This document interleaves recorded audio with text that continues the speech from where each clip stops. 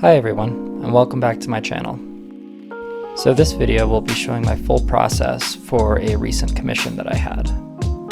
And I really love the story behind this commission.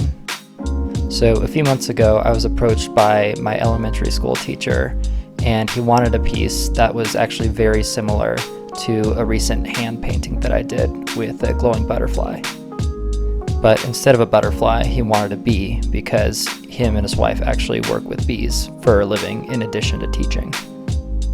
And so right off the bat, I was really excited about this painting and honestly couldn't wait to get started. And just for reference, I was actually able to create this reference photo by going down into our basement and playing around with some Christmas lights in my hands in order to get the proper lighting.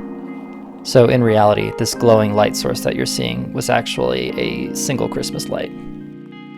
So in terms of my process, I actually decided to block in the background of this piece before going into the hands, and I liked it a lot better than how I worked the previous hand piece that I did.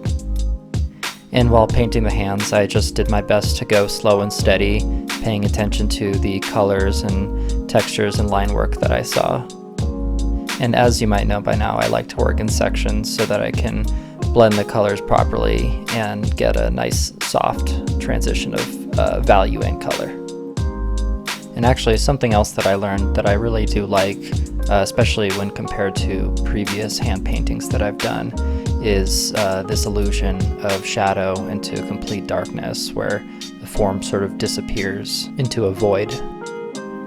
And another thing that I learned during this process was really not to shy away from vibrant colors when they are present in a reference.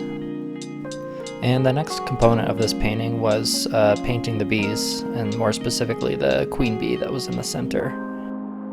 And this was more or less straightforward. All the bees had fairly similar patterns and textures, and so I just needed to pay attention to the colors and values that were in the bees.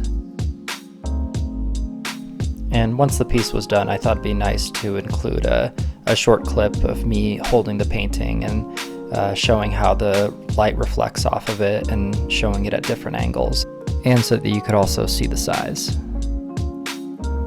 And I do want to take a second to step back and say how fortunate I was that my teacher contacted me about this project. Instead of keeping this piece in his home, he's actually planning on hanging it in his classroom as a way to inspire other young students. And this really makes me happy because this school and this teacher really jump-started my artistic journey in a way that no other school could. So I'm really grateful that I had this opportunity when I was a child, and that other kids can have the same opportunity that I had. And overall, I really hope that this painting can serve as a sort of visual message for these students, that there's always room to grow and improve, and no one is fixed where they are.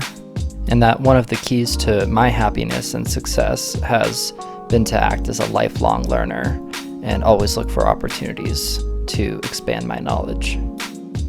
And that's it for now. So thank you so much for watching. I really appreciate it.